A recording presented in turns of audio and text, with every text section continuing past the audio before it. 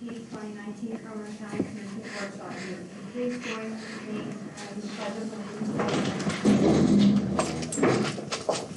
of allegiance to the flag of the United States of America and to the republic for which it stands, one nation, under God, indivisible, with liberty and justice for all. Thank you. Call this meeting to order at 9 a.m. and at this time open the floor for public comments. Hearing none, seeing none, we'll move on to agenda item 3 and call on Commissioner DeFelipe to present Audra Hennessy with an award for 25 years of service to Cumberland County. Audra, time. You didn't make me take this outside.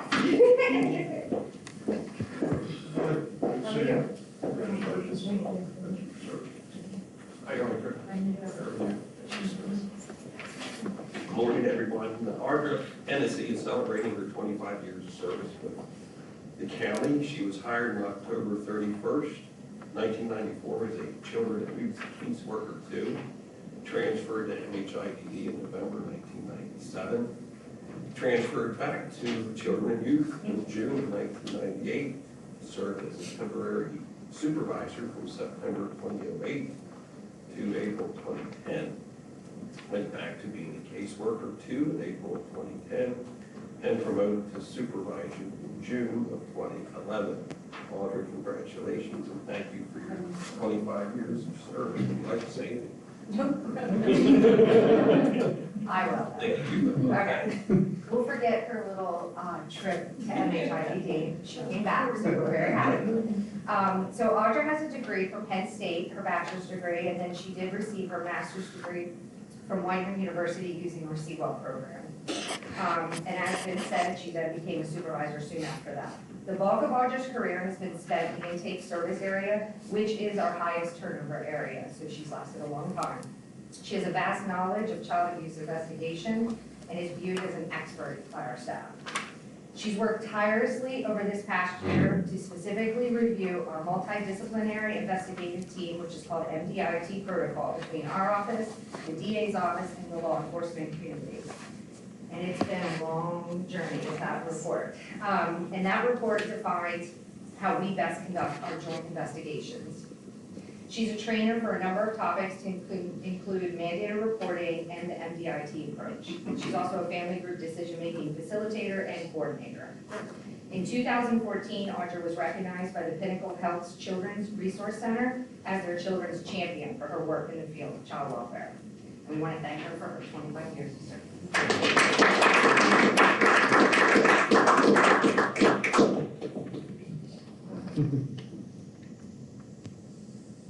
Take all pictures in case someone wants.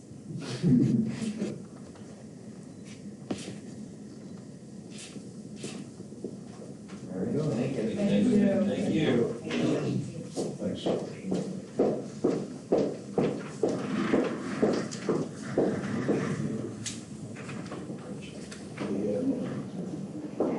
Next, we'll move on to agenda item 4, and I'll call on Rebecca here, who will be discussing the one request for Delicious Bakery and Restaurant. Do things a little bit differently today. Really special because there's a long journey here. So glad to be here. We have Nusma, Alec, Samra, Alec, Alec. Husband and wife and daughter. We have a son too. Yeah. He's at the shop. So, the mother-daughter team of Samra and Alec opened Alicia Bakery in Midtown Harrisburg in 2016. That's the same neighborhood as the Broad Street Market, also an art museum, and Midtown Scholar. The European-style bakery also offers soups and salads and sandwiches, and they have a very loyal following that has stayed with them through ongoing road construction, not yet complete, utility repairs, not yet complete, curb and sidewalk repairs, and 2 burglaries at their shop, as well as some others in that neighborhood in 2019. The dream has always been, of course, to own their own place and have a space where they could expand our kitchen, which is about 120 square feet now, not a lot of Elbow Road, where they can triple their guest seating, expand their catering services, and fulfill more orders for partners like 1-800-Flowers and Sherry's Berries, as well as feed all those online customers they're getting from various platforms like Uber Eats and DoorDash. Those are all growing markets, and that's especially important for our mom and pop shops. After much space exploration, they kept coming back to the very same property, which is a former church at 105 South Market Street. This is about 400 feet away from Smoke and Pickles Artisan Butcher Shop. It was last used in 2014 as a gallery, a studio, and office space, and it's been for sale for almost 10 years. They will offer breakfast, lunch, and dinner 6 days a week. And to them, there are 600 new homes and residential units being built just up the street in Legacy Park, and those people will need to be fed. There will be another bright spot on the block. Like I mentioned, Smoke and Pickles is catty-cornered to them. You approved financing for that business a year ago. They opened in March. The courtyard area in the front can be used for little gatherings or for additional outdoor seating. It's the only green space on those 2 blocks. And any restaurateur will tell you that having that outdoor space seasonally is pure gold. As if the wafting aroma of baked goods won't be enough to lure you in, there's a very appealing front. This $70,000 loan will be, is to purchase the real estate, the property at 105 South Market Street, and Alex will put another $30,000 into the renovations. I'll have to all a piece of information because what I didn't include in the briefing, what's important for you to know is they will be relocating $30,000 worth of equipment, fixtures, and furnishings from the Midtown location to downtown Mechanicsburg. So their owner investment is $60,000 plus, and that makes the loan to value very different. Their percentage would be 22%. The loan has a 2% interest rate that will be amortized over 25 years with a balloon payment at 10 years. The CDBG shop steading loan will be secured by a second lien on the property at 105 South Market Street, and that's behind a first lien shared positions with Mechanicsburg Borough and Community First Fund. Mechanicsburg Borough's loan committee met last night and unanimously endorsed this, so it will go to council next Tuesday for approval. As well as liens on the equipment and personal guarantees. There's 3 right here. And the condition of the loan to full-time or part-time equivalent positions will be created within 2 years at this location. That's a new business, new jobs, and new life for this beautiful building that's been vacant for a long time. October, we missed October, but October was National Women's Small Business Month. You have to be real careful how you position all those words. And November, we know, is Shop Local Month. They go together like icing on one of your cakes. Small business is a big commitment, and it's rewarding, it's exhilarating, it's dynamic, it's terrifying all rolled up into one. But they are ready, they've been tested, they're anxious, and they welcome your support for the project. To maximize sales during the busy holiday season, Alicia will settle in late December. Once the environmental review is complete and cleared, they'll start renovations immediately and work in Midtown right up until they move to Mechanicsburg and open. And that's, we've been able to work with their landlord and the seller to make all of that job. The Alex immigrated to the United States in 2001. They are the quintessential chasers of the American dream, and they made it happen. They made their dreams come true. Mechanicsburg is becoming more and more culturally diverse and culinarily diverse, if that's a word. I just made words something like that. We have Hellenic Cuisine, the Greek restaurant. We have Hanagawa, the Japanese restaurant. We have the Korean Cafe 62, the European style butcher that you finance, and now Delicia. Delicia means delightful, and we are absolutely delighted that they have chosen downtown Mechanicsburg for their business address. The community is very excited about this. We invite any questions that you may have related to this loan request and appreciate your ongoing support for our downtown program services that help make businesses like Delicia a reality and make this and other businesses part of our Cumberland County investment portfolio.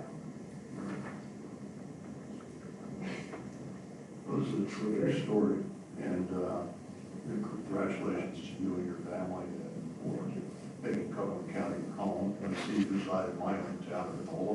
Yes. Still there. Summer. So we certainly wish you well in your new business prospects, and I'll have to stop by and check it out. We don't over Midtown before we leave, so Yeah. good luck to you. I don't see any problems with it as far as I'm concerned. My hometown is speaking expert. So you're right. Very excited to see this. We're achieving quite a critical mass of new amenities, as you mentioned, there. So downtown's the old saying, success breeds success. You've got a great location. We're generating more foot traffic. That helps everybody. Well, you so welcome to the neighborhood. And I'll stop and by. Keith's office is very close to that. Right? So we noticed him fattening up a little bit. Yeah. That's right. Virtually right across from here. It's a few days ago, for fifth time now. Nice things happening, and yes, I'll echo Commissioner's comments. This is a very heartening story in this country to build something meaningful.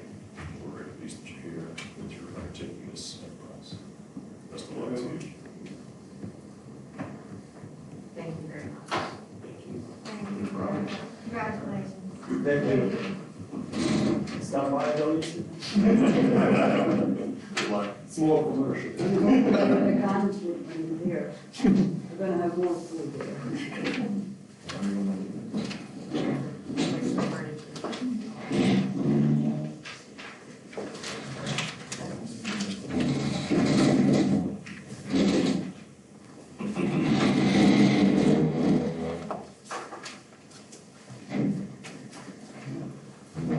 All right, thank you very much one more time. See you around. Go, Ben. Next, we'll move on to agenda item 5, and I'll call it the agreement to discuss the advertising ordinance 2019-6. Keith? Commissioners, this is your annual tax levy ordinance, and you do that every year. And we can take action on this in an upcoming meeting, which will authorize it to be advertised for enactment at the same meeting where you adopt your budget for next year. Any questions for Keith? Same rates currently in place. Yes, There's no way we can amend this and continue it on for like 5 years at this rate. I'll do my best. Okay. Yeah, next we'll move on to agenda item 6, contracts and grants, and agenda item 6, Roman numeral 1, A and B are existing contracts, extensions, or addenda with no additional cost or increase to the county. They are as follows. There's one agreement for aging community services and one agreement for the treasurer's office. Commissioners, do you have any questions, comments, or concerns regarding any of the mentioned agreements? Hearing none, we'll move on to agenda item 6, Roman numeral 2, which consists of new contracts, vendors, services, grants, and contracts with increases and decreases to the county. And I'll begin by calling on Darby to discuss adult probation and labor agreement. Darby? Good morning, Commissioners. Adult Probation is seeking approval to enter into an agreement with PCCD to expand on our baseline recidivism study. The work done by both PCCD and IUP in these cases, and it's at no cost. Just wanted to add that in. It will allow adult probation to measure how effective our programming is as far as reductions in recidivism. Any questions for Darby? No. Thank you, Darby. Thank you so much. Next we'll move on to agenda item B, and we do have Abby and Pat who are joining us video teleconferencing to discuss the e-solutions agreement for the nursing home. Ladies? Good morning. I'm Pat. I've got Abby with me. Can you hear me? Yes. Okay. The request for this contract is a result of the transition to Medicaid care effective the first of the year. The portal that we currently use to submit our Medicaid claims is not an option for the 3 plans in the Medicaid managed care. We're looking to use these solutions as our clearinghouse for the Medicaid claims We currently use e-solutions for Medicare claims, and we would like to add commercial claims as well. The solutions under the e-solutions is to transmit the claims, have an upfront editor or a scrubber on the claims, online connectivity to the Medicare website, eligibility verification for Medicare and the Medicare plan, and also there's a module that is a workflow module that prioritizes follow-up on the claims. In terms of the cost of the contract for a 2-year period is $15,920, with the largest component being the monthly fee for the modules that I just described, $480 a month, so that's $11,520 over a 2-year period. Then we've got a one-time implementation fee of $650, and the remainder, or the balance of the $15,920 is in the event that we exceed the volume that are quoted in the monthly fee.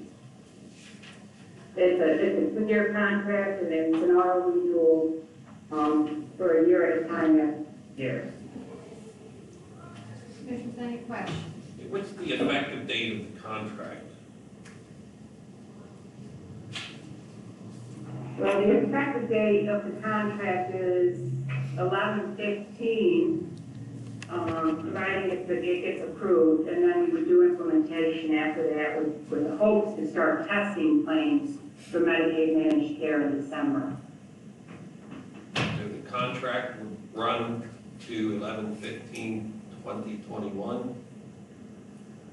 Correct. Okay, thank you. Any additional? Well, on that point, I think tomorrow's The the 15th. 15th of November, right? So is this something that we need to approve today, or is it something that we can wait until Monday to approve retroactively? I have to defer to staff for nursing home to know that. I know Melissa is expecting that if it gets approved, that the date would be Monday, and that's we communicated to E-Solutions as well. Okay. Well, the meeting will be on Tuesday, Yeah, that's right. next week. That's right, I forgot. That's right. Okay. All right, so we can assume the contract will become effective on Tuesday. So you'll have to communicate to them if Tuesday will be all right. So we can assume that Okay, I'm sure. we can assume that date will be all right if they approve it on Tuesday? Yes, it's safe to say that would be a good date. Okay. Thank you.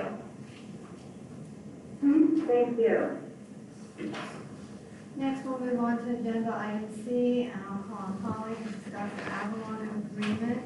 Holly? Good morning, Commissioners. This is a renewal for our stop loss insurance through Avalon. We are receiving a 9.3% increase from the current year. The advanced funding will continue, and they have agreed to continue with a no new lasers provision for the next contract year as well. Any questions for Holly on that? Holly, do you want to take care of the other business items? Sure. Here? Yes. Holly has a contract for ICMA under other business, which is an action requested item for today. Yes, this was originally supposed to come before in October. It just got mixed in the shuffle of some other items that we needed to have signed for ICMA RC. So this is the final amendment. This is allowing for the Marquette Associates to be paid through, and it's capturing the final agreements of the market value adjustment and all of that with ICMA RC. This has been reviewed by Solicitor Brennan, I believe, twice maybe. Yes. Just happened to miss the agenda previously, so I am actually asking for action on this, as we needed it some time ago. This is to finalize the transition.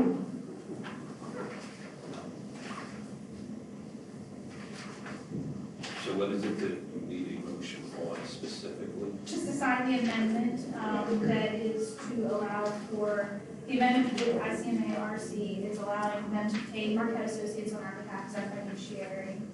And this is the amendment included the final NBA market value adjustment at the time of transition, which was October 16th or 17th, I believe. Would the board like to make such a motion?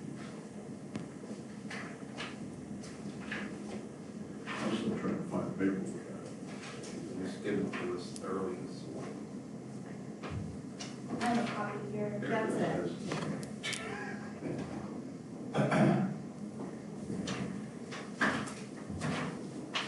It's a no cost, no expense contract. So this is the amendment to the administrative services. Yes.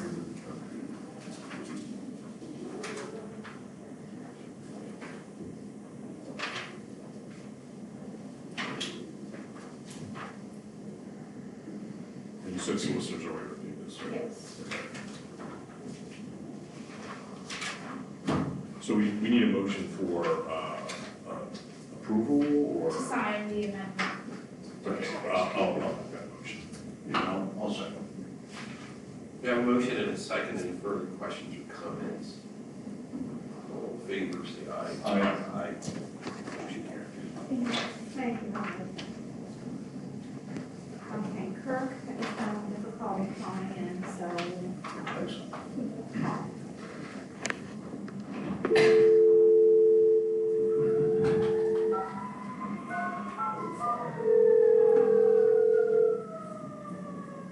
Good morning, Kirk Stoner speaking. Hi Kirk, it's Sandy and the commissioners. Hey, good morning. How are you? I'm good. Good. Okay, so we have you on the agenda to discuss the reimbursement agreement for Silver Springs Township. And while I have you on the phone, I would also like you to discuss agenda item 7 regarding authorization to advertise the construction phase of the Wolf Bridge replacement project. Okay, sounds good. So we'll start with Silver Spring Township. This is the cost sharing reimbursement agreement with the township. They have some work that they would like incorporated into our project with adding some lanes and some sidewalks on both sides of the Stanford Bridge. We've worked with HRG to craft the agreement and also with Solicitor Bronman. Sent it to the township. They've approved it. The incorporated work will be at $107,000. They would reimburse us that cost after the project is completed. Any questions for Kirk on that? Now, is this, Kirk, is this the only amount that Silver Spring is contributing? No, they have more, I believe it's in the order of $278,000, Jim, that they were contributing to the construction of the actual bridge and some of the engineering work. All right, so this is in addition to that, then? That's correct. Yeah, this is work that they wanted to do anyway, so we figured if we incorporate it into the project, it saves time, effort, money, and then they simply reimburse us after the project is completed. That makes sense, thank you. Yeah. Are you good on that agenda item? Yeah, sure. Let's go on to Wolf Bridge then. Last Friday, we had a small party here at the planning office when we advertised Wolf Bridge for construction through ECMS. I didn't get my invitation. Yes. I didn't get mine. Gary, you know how cheap I am, so we had water. That was it. That's what email's for, buddy. All right, good. Yeah, so we advertised that on ECMS and working with Keith, though, to keep everything with the county code, we also needed to advertise it in a local paper. So this is simply the authorization to make that advertisement to be consistent with the county code. The project is being bid and led totally through ECMS, which has been consistent with past practice on our other federal and state projects. Good. Any questions? No, we should let the good people of Middlesex Township know that this is coming along. Were they invited to the party? No, it was just a small crowd, yeah, just me really. You and your friends. Me and my friends that don't exist, yeah. Kirk, are you in a tree stand right now? No. Is that why we don't see you on video? No, Yeah. I'm actually here. That's a good people. Okay, Kirk, I think we're good. Okay, thanks a lot. Thank you. Bye. Bye. Okay, next we'll move on to agenda item E, and Claudia is joining us, BTC, to discuss the agreement for public safety. And Claudia, after you're done discussing that, I'd like you to move down to agenda item 8 for the discussion of the representation letter for the audit of the 911 program. Sure, all right, good morning, everybody. As we mentioned last night at the ESAP meeting, our Special Hazardous Operations team, known as the SHOT team, has to go through a recertification process that's done every 4 years. And what you have before you is the request to apply for this recertification. There's a collective group that reviews all of the requirements to ensure that we meet those standards. That includes PEMA, the Bureau of Technology Hazards, PEMA area offices, the State Fire Commissioner, DEP, and the Department of Health. The certification is a requirement under the PEMA Directive 2019-02, which provides advice, guidance, and defense and offensive capabilities to assist in containment, control, and neutralization of a hazmat release to protect the county. So we need to have you approve that and sign that so that we can get that process started. Our current certification expires March of 2020. And there is no cost associated with that. Any questions for Claudia on that? Okay, Claudia, can move to the next item. All right, the next one is also no cost, just need your signatures of approval, is the representation letter that will be provided to Mayor Dussel, the Certified Public Accountants, the firm that was chosen by PEMA to conduct an audit of the 2017-2018 financial statements of the 911 program funding for Cumberland County. The objective of the audit, of course, was to ensure that all of our financial statements were fairly presented and free from material misstatement and in compliance with all the provisions of the laws, regulations, contracts, agreements, and grants. We're happy to say that we passed with flying colors, and this representation letter is the last piece of documentation that's needed to complete the audit, and that will be submitted to PEMA then. Any questions for Claudia? Thank you, Claudia. All right, have a good day. You too. Next, we move on to agenda item 9, and Jack Carroll will be discussing the donation after our elevator. Discuss the donation to drug and alcohol. Jack? Good morning, Commissioners. Last month, we were asked to help with the annual conference of the Pennsylvania Society of Chaplains. They hold that conference each year at the Bongiorno Center, just outside of Carlisle. They were referred to us because they were interested in focusing on the current opioid health crisis in this year's conference. So we were able to put together about 7.5 hours of programming across 3 days. And we were willing to do that at no cost. As you know, we've been anxious to talk to anybody who will listen to us over the past several years about the opioid epidemic. I think we've done now over 80 different types of community education and presentation events. But they were very pleased with what we were able to put together for them and are now providing this donation of $350. So we'll earmark that, as we do with most of our donations, for client services. Some of the clients that we work with, because we work with non-resource individuals, need help with some basic clothing, toiletries, those type of items. So we always have a fund for that. Any questions for Jack on that? That's great. Jack, you want to go ahead and discuss agenda item 11? You were Sure. We have, as you know, we have a community advisory board, 15 volunteers, 8 from Cumberland County, 7 from Perry County. 2 of the folks from Cumberland County have just completed 2 consecutive 3-year terms.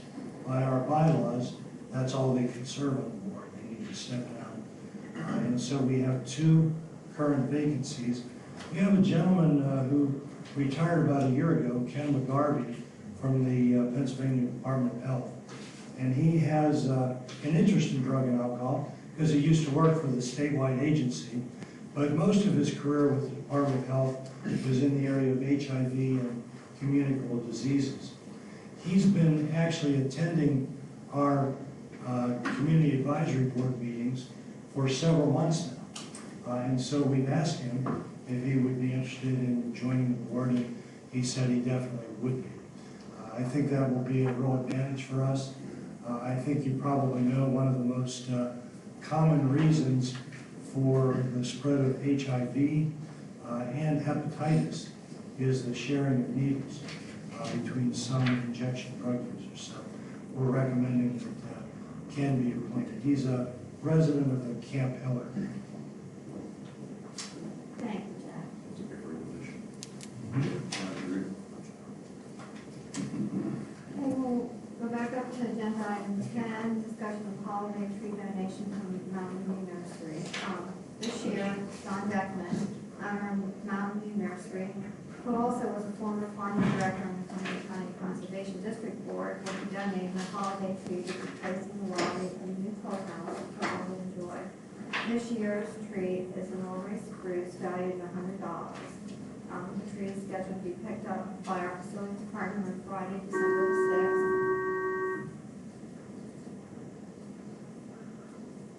Okay, sorry. Oh, number again. This is a test of emergency voting. I'm sorry. The tree is scheduled to be picked up by our facilities department on Friday, December 6th at 9 a.m. So on Tuesday, I would request acceptance of the tree at the Board of Commissioners meeting. Yes, and it's fine, but, and I also think that the board should send a thank you to the person. Yes, we typically always send one. Yeah, good. Okay, thanks. Okay, we'll move down to agenda item 12, discussion of the Cumberland County Library System Board appointments and reappointments. They have provided recommendations of the following individuals. So you'll see on there, we have 3 reappointments for a 3-year term effective January 1st, 2020 and expiring December 31st, 2022.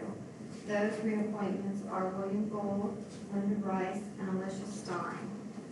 They also have 2 new appointments, Susan Zollinger and Hope Miller, and they are also for a 3-year term effective January 1st, 2020 and expiring December 31st, 2022. The 2 new appointments, commissioners, you should have received their resumes or applications. So on Monday, I will be requesting approval of those appointments as well. If you have any questions or need any further clarification, please let me know, and I will make sure I get that from the library. Okay, so next we're going to move on to agenda item 13, and I'll call Solicitor Redmond again to discuss the opioid class action exclusion key. Commissioners, you do not need to take action on this item. Then at your next meeting, it should not appear on the agenda. I will explain to you why it's coming off. I finally received, not finally, I shouldn't say it that way. I received a recommendation from the Napoli law firm as to whether or not to opt in or opt out of the class action lawsuit. I'll explain that to you in the separate session. Thank you, Steve. Okay, next we'll move on to the Commissioner's liaison reports, and then we'll have Commissioner DeFilippo. Thanks, Sandy. Western COG met on Monday. Just some highlights from the meeting. The Big Spring School District will be hosting a Veterans Brunch at the high school commons on Thursday, December 5th. And the plaque honoring Wilbur Wolf will be placed in the Penn State Mount Alco's Veterans Garden.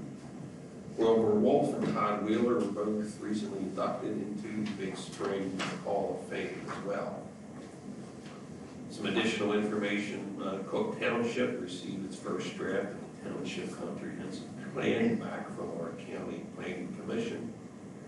Lower Frankfort Township, their tentative budget was approved for 2020.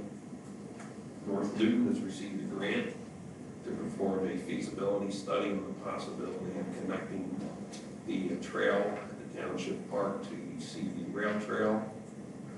In Penn Township, the Township's Planning Commission finished the draft of the updated zoning ordinance. And the township has approached PennDOT, requesting traffic study at the intersection of Centerville Road, where the Western Express trucks keep getting stuck. more on that to come. Some other information, Larry Barrick was nominated for the 2020 president, and Mike Gutshaw nominated for vice president, and Karen Feischman was nominated for administrator. I'd also like to make comment that I attended the I-81 improvement strategy along with Commissioner Hertzler.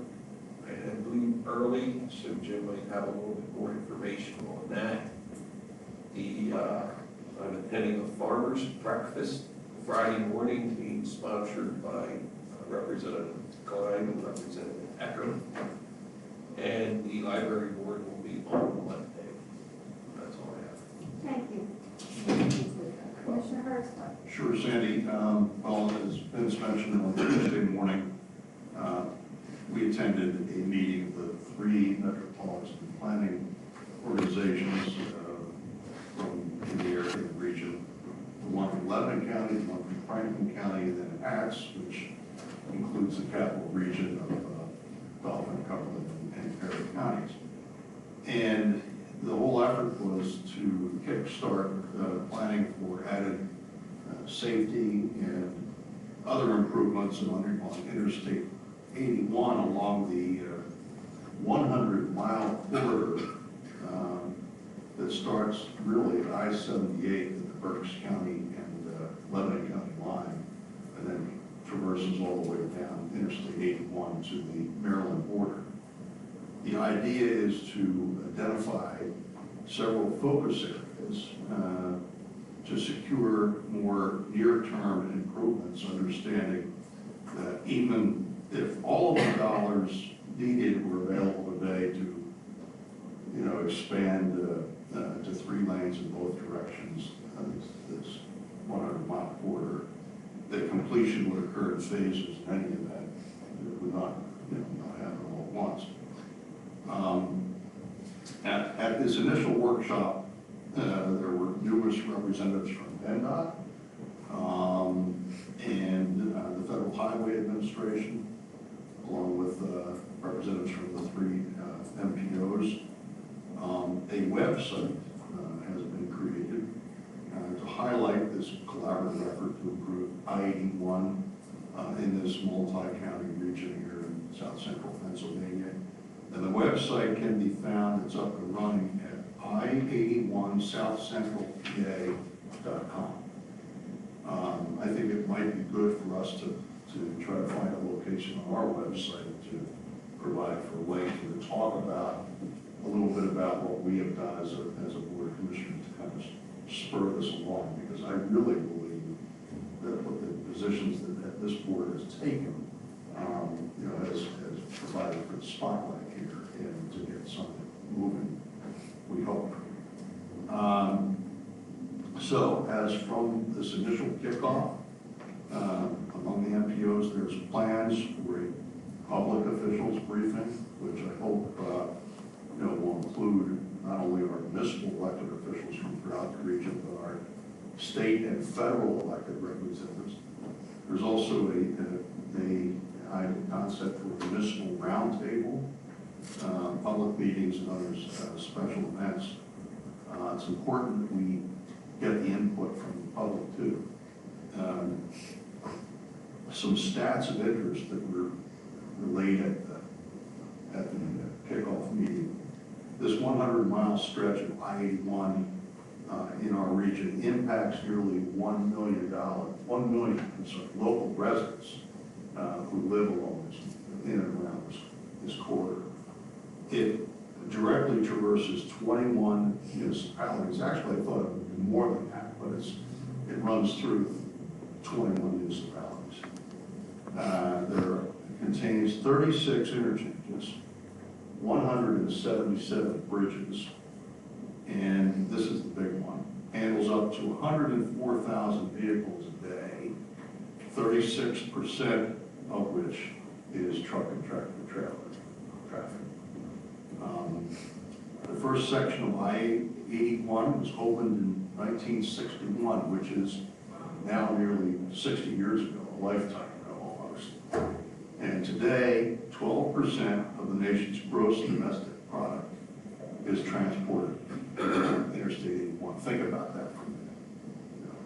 12% of the nation's entire gross domestic product traverses on interstate 81. So, with no end in sight, to increased interstate commerce traversing Cumberland County and this entire artery, there's no question I-81 needs to be rebuilt to meet 21st century safety and capacity demands. And I'm proud of what we've done the past number of years on this board to bring attention to this critical need. And hopefully this new planning effort will now lead to the kind of collaborative advocacy needed to spur our federal and state representatives to finally act to provide the resources needed to implement the plans that are going to be developed here. So a lot of hopes for this. I'm not going to hold my breath either, but I think we're moving forward in building the case that, you know what, we need to address these issues. And so after the initial workshop, the presentation, questions and answers among the folks from PennDOT and so forth, we had broke out in little sessions, and we were given the opportunity to at least provide some initial input as to where we see problems along the interstate. And I suggested that the interchanges in and around Carlisle need a lot of attention. There's a lot of safety problems. I see it every day on the way home, from here, right there at the Kingstown Route 11 exit, where essentially the tractor trailers are trying to get off and the tractor trailers are trying to get on, or whatever, and it's a problem. It's a dangerous situation there. And then the other thing I noticed, and I think this could probably be improved with some additional signage, is en route from on interstate. By the way, the traffic today was horrible. But at Wurtsville Road there, I get on, and that is one of the busiest intersections now. I mean, in the county. But anyway, the section that was widened a couple of years ago, 2 miles, section that was widened at the cost of $20 million. There's a lot of traffic shifting going on there. And I don't know whether it's the signage or what the problem is, but now on several occasions I've seen the tractor trailers, which, they're trying to stay over to the right. Well, they either don't see the signage, I don't know what the problem is, but they're constantly, they realize when they get to 114, oops, I'm in the wrong lane, and I gotta get out and back over, and there's some near-miss accidents I've seen in that situation. And then the other thing I suggested was we have this half interchange here at exit 49, and right here at High Street. And I think that with respect to the development we anticipate, that it'd be nice if that was, you had a southbound entrance on the 81 there as well, so we don't have all the traffic getting diverted. And then maybe this is pie in the sky, but I suggested, wouldn't it be nice if we had a direct access from I-81 to the turnpike instead of the what they call it, the mile, mile, whatever we call it. Miracle Mile, thank you. You make it from one end to the other, it's a miracle. So anyway, those are some of the issues that I brought to attention. But as Gary and I heard last night, I don't want you home here. Gary and I heard last night. There's been outreach already to our emergency services folks as well for their input, and that's important to get their input. And so hopefully we'll come up with some plans here, and then I think the big push should be to try to get folks to provide the resources that we need to do this. So anyway, on to another topic. The Agricultural Land Preservation Board met yesterday morning, and one of the farms in the 2018 program have now gone to settlement. And as I understand, the last farm in the 2018 program should settle next week, and offers have been made to those selected for participation in the 2019 program. Looking ahead to the 2020 program year, Stephanie reported that there were approximately a dozen attendees at the special November 7th pre-application meeting. She updated the board on our adoption of the new 30 by 30 farmland preservation budgetary policy. Longtime farmland preservation board member and board chair Boyd Weary is stepping down, has tendered his resignation. And of course, we're all thinking of Boyd. I know he's had some health issues. But in any event, it leaves 2 vacancies on the board that now need to be filled. A board committee interviewed, and the full board has recommended that we fill those vacancies with 2 recent applicants who responded to our press release asking for persons interested to apply. One of the individuals, his name is Kyle Costmoyer, 525 Mount Rock Road in Newville, and he would be appointed or considered as a public member. And the other individual is Bill Piper, William Piper, of 241 Kurzweil Road. I believe he lives in West Pennsbrook Township, and he would be a farmer representative. Also, the Agricultural Land Preservation Board has made a recommendation and requested Carl Cosborn for 2 appointments to fill vacancies on the Conservation District Board. I got the names, but I don't have the bio information. Mike Lyle and John Madden. So I would expect on all of these that we should be getting a formal request from Stephanie for consideration. I mean, we can do it on Monday, or we can, I'm sure we could probably do it at a subsequent meeting. And finally, this really is pretty interesting. Stephanie mentioned the Pennsylvania Department of Agriculture has applied to the Natural Resource Conservation Service of the U.S. Department of Agriculture for $10 million in federal funding to preserve farm and forest land along the Botanic Ridge corridor from Franklin and Cumberland counties northeast all the way to Northampton and Monroe counties. And from the map that we were shown, I got a copy of it, that's the one that Vince and Gary took a look at. Much of the northern half of Cumberland County, about a 10-mile wide section, to the Blue Mountain, all the way from our western to our eastern boundaries is included in the corridor area.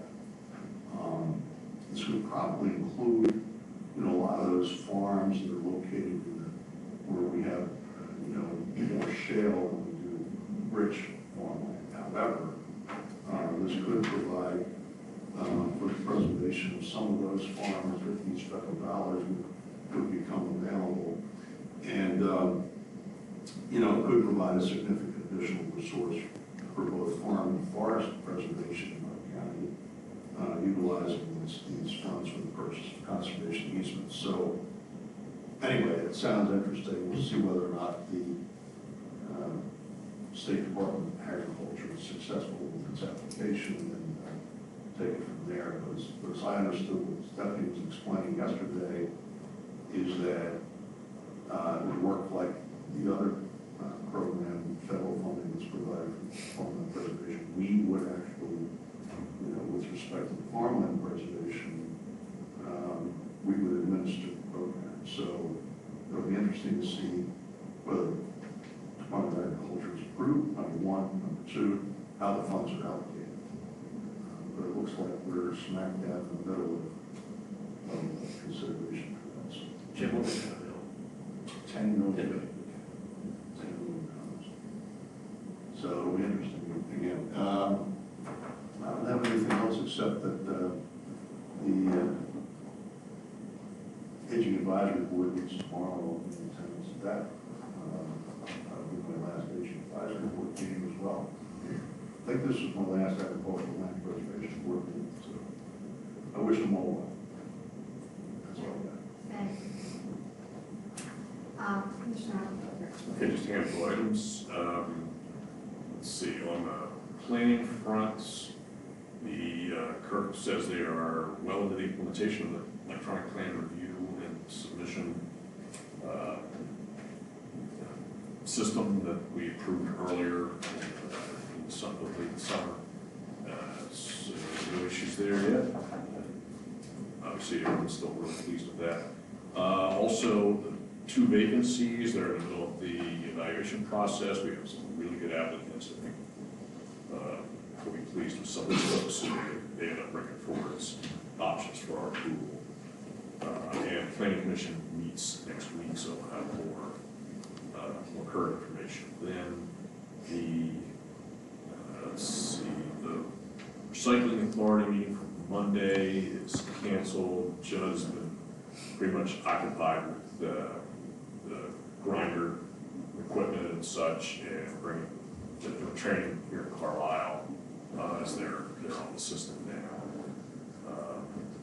And I will get an update from him on the waste management plan update that's, that had been reported out before. The only other item is we do have our Cape board meeting is next week. Hopefully, you guys can attend that. We're going to start the more formal portion of the strategic visioning project and board development initiative that we have. So that'll be interesting to say the least, in my opinion. So, and MHID is next week, and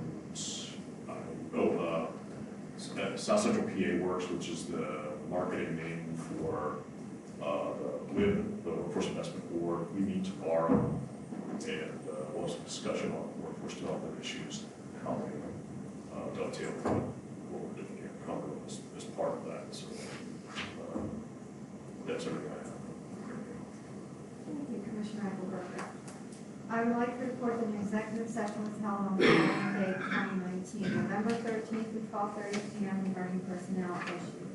I'd also like to request an executive session regarding personnel issues directly following this meeting. Is there any other business that needs to come before the board?